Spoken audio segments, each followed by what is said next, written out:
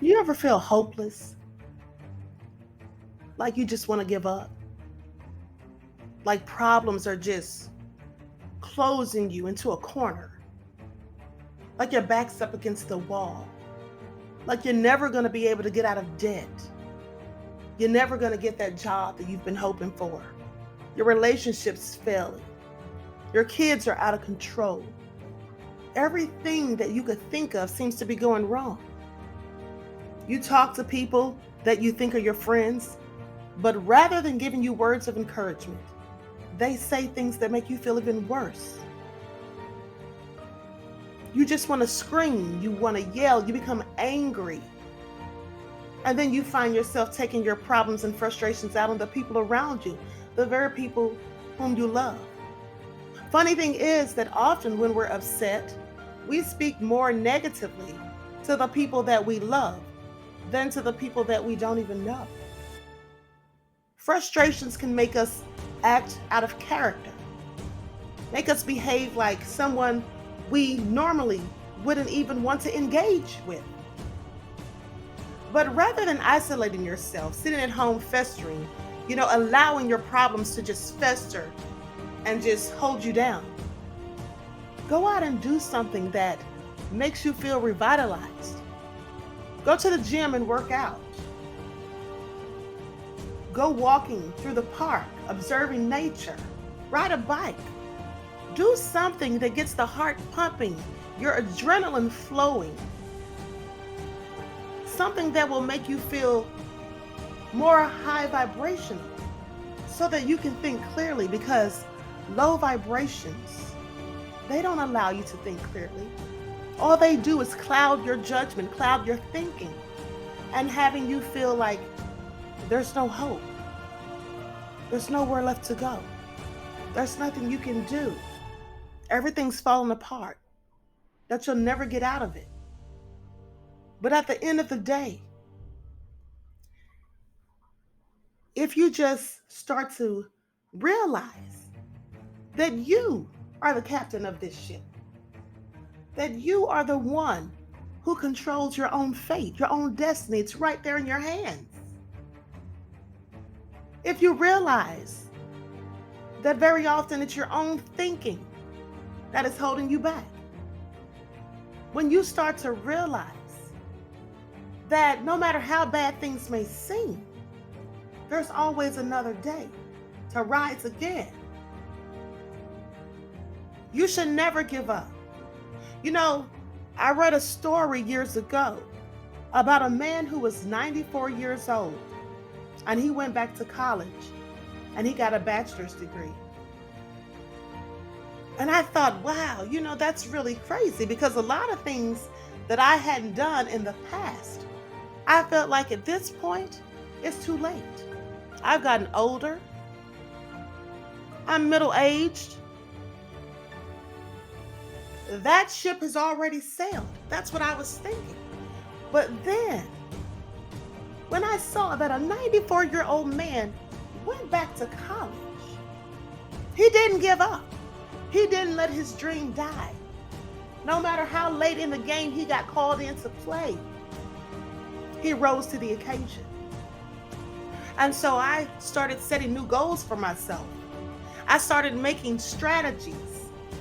I started telling myself that anything I want to do, I can do it. All I had to do was discipline myself.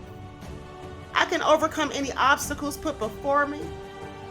I can rise above negative thinking. I can start to appreciate the good things in my life rather than harping on the bad. I don't need to take my frustrations and anger out on anyone else, because I don't need to be angry. You see, anger is an emotion, just like being happy is an emotion. Now, whether you choose to be low vibrational and you want to stay angry, which is very stressful, it's definitely not good for you spiritually, mentally, or physically. Whether or not you choose to be angry or happy is up to you, and it has a lot to do with your mindset. It has everything, in fact, to do with your mindset. If you want to take on the defeatist mentality, If you want to run from adversity, if you want to whine, cry, and complain when things don't go your way, you'll never get anywhere. You'll never be able to accomplish your goals and dreams. But when you rise into a new way of thinking, when you decide that you're going to discipline yourself, you're going to dedicate your time and efforts to doing the work and being productive. When you decide that you're not going to sit around crying and complaining because you realize that's not going to get you anywhere. All it's going to do is hold you back. When you realize that no matter how long it takes you to get to a goal, you'll never get there until you start moving, until you start walking forward, until you start going in a different direction. Sometimes in life, we have to change course. You can't just stay stagnant. You can't stay stuck in a rut and expect that one day somehow, some way that things are going to change. Things only change when we make them. We have to start to evolve. We have to put in the work. You can't sit around waiting for someone to come and save you, waiting for someone to bail you out, praying to God and asking God to take away all the pain and misery, make it all better. The only way that God is going to make it better is when you start thinking differently. When you start realizing that you have to do the work. You have to do the work yourself. My grandmother used to tell me that prayer without works is dead, and that God helps those who help themselves. You can't just sit around waiting for something to fall in your lap. You have to get out there and make things happen. If you want to lose weight, you have to start working out. Now, you may not like to work out, but who does? Most people who work out and who are in good shape, they're not crazy about it. I sometimes have gone to the gym and sat in my car, dreading going in there and putting in that work. But I knew in the back of my mind, I'm not going to get the results that I want. I'm never going to see the results that I need. At least not organically. Sure, you can take shortcuts. You can go out and pay for surgery. But those things don't always last. Because the minute you start overeating and just being lax, you'll find yourself right back where you started. If you discipline yourself to go and work out and you make that a part of your weekly and daily routine, you can keep up the results that you see. But at the end of the day, nothing is going to change and you're not going to see any positive results until you start putting in the work. You have to do the things that you sometimes don't want to do. You see, that's why it's called discipline, because you have to make yourself do these things sometimes. It's real easy just to lie around and being lazy and unproductive, eating ice cream and just eating junk food. But it's so much more beneficial, even though it's often harder, to eat healthy, to pass by the snacks in the grocery store and go to the organic food aisle, to drink water all day rather than tea and sodas and things like that.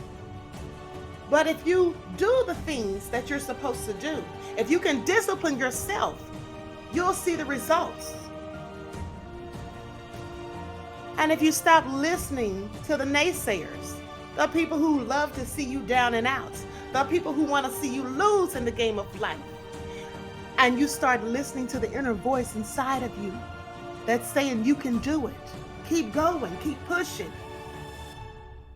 Keep trying, don't give up. Don't stop, you're almost there. You start listening to that voice inside of you, the intuitive spirit that resides within, and you can do anything that you want. You can accomplish any goal you set. You can fulfill your wildest dreams, but you have to dedicate your time to the right things. You can't dedicate your time to just sitting around watching TV, looking at reality TV, which is not even real. Reality is what's going on in your life right now. If you want to change that reality, you have to put in the work. You want to be able to travel and view the beauty of the world. Go to different places and meet different types of people, learn new languages. You can do all these things, but you got to put in the work first. You're not making the money you want? Find you a side hustle. You know, a lot of people complain about their jobs. They hate their jobs. They dread the thought of getting up and going to sit there at a job, at a desk for 8 hours a day, 40 hours a week. They hate it. But you can change that. You see, all you have to do is find your inner talent, a talent given to you by God, something that no one ever had to teach you, something that you've always known how to do. Find out what that is, and then find out how you can monetize it. When you can monetize your talents, it's no longer work. It's no longer work. And if you don't look at it as work, then you're no longer doing something you hate. You're doing what you love. You know, perception is reality. And however we perceive things, that's what we have, and that's what we receive. If you perceive the glass as half empty, then you'll be living and thinking in lack. But if you perceive that same glass as half full, then you learn to see things more abundantly. And when you think with a mindset of abundance, that's what you will draw. Energy is neither created nor destroyed. It's simply transformed and transferred from one thing to another. So if you spend your time focusing your energy on the positive things, putting your time and efforts into productive things rather than unproductive, if you think more about solutions rather than problems, if you strategize rather than complaining and worrying, you will see that you can overcome these obstacles that stand before you. We all have to go through adversity.